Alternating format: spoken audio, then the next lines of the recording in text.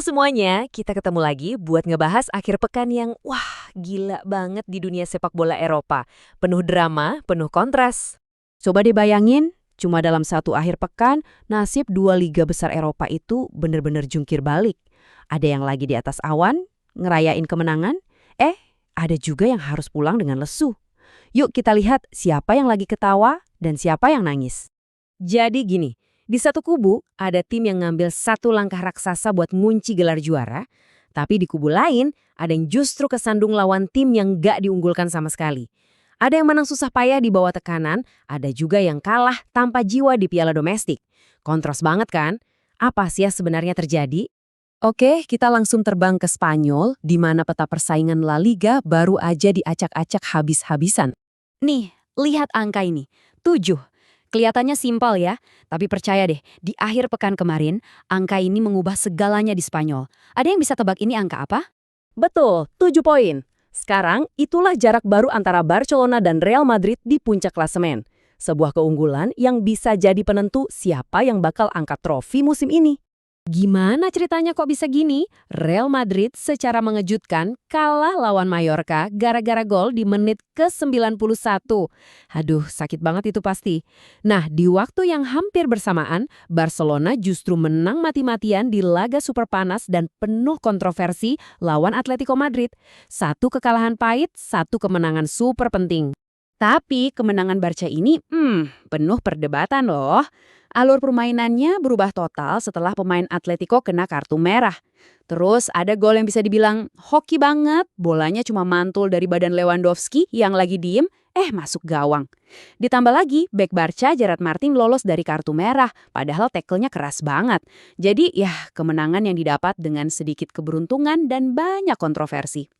Intinya sih banyak yang ngerasa wasit jadi penentu utama.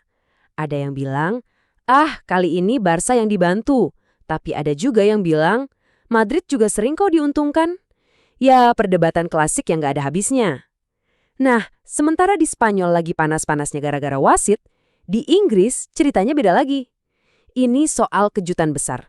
Sekarang kita ke Inggris, di mana Piala FA itu emang terkenal banget sama cerita-cerita pembunuhan raksasa. Akhir pekan kemarin benar-benar jadi bukti. Dan korban pertama yang bakal kita bahas, Liverpool. Coba dengerin deh, apa kata manajer Liverpool Slot setelah timnya kalah? Saya lihat pemain saya, dan mereka nggak punya jiwa, nggak punya kemauan buat menang. Wow, gila kan? Jarang banget loh manajer ngomong setajam dan seterbuka ini ke media soal timnya sendiri. Jadi masalahnya tuh bukan cuma soal kalah, tapi lebih dalam lagi. Kelihatan banget kalau koneksi antara pemain dan pelatih udah mulai retak. Pemainnya kayak main pakai contekan. Ngikutin instruksi aja, tapi nggak ada gairah, nggak ada apinya.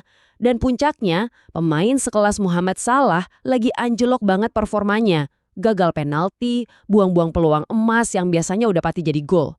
Tapi tunggu, Liverpool ternyata bukan satu-satunya raksasa yang tumbang di akhir pekan yang gila ini. Ada lagi yang lain. Dan tim itu adalah Arsenal. Menurut banyak orang, penyebabnya cuma satu. Manajer mereka, Arteta, terlalu percaya diri. Sebuah kesalahan yang harus dibayar sangat mahal. Yuk, kita bedah satu-satu kesalahan fatalnya. Pertama, Arteta ngeremehin lawan dari divisi 2, dia nurunin tim lapis kedua. Kedua, ternyata para pemain cadangan ini mainnya ancur, bukti kalau mereka cuma bagus di atas kertas doang. Ketiga, para pemain bintang akhirnya dimasukin, tapi semuanya udah telat buat ngubah permainan.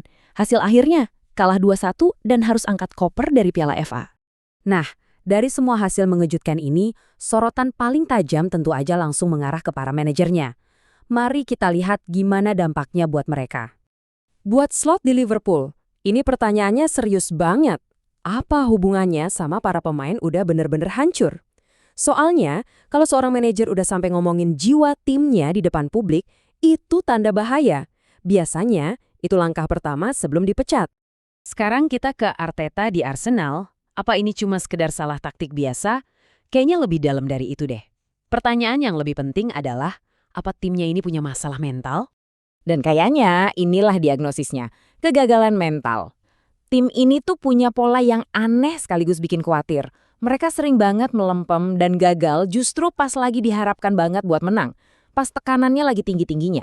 Seolah-olah ada beban berat yang bikin mereka nggak bisa main lepas. Tapi, Ini dia bagian yang menarik. Justru karena masalah mental inilah, ada yang percaya kalau peluang terbaik Arsenal buat juara malah ada di Liga Champions. Loh, kok bisa? Logikanya simpel. Di sana, nggak ada yang ngarepin mereka juara. Jadi, karena nggak ada tekanan, mereka bisa main tanpa beban. Jadi gimana nasib Arsenal ke depannya? Apa status sebagai kuda hitam di Eropa justru bisa bikin mereka lepas dan main bagus? Atau ya mental mereka yang rapuh ini bakal bikin mereka tersandung lagi dan lagi? Cuma waktu yang bisa jawab.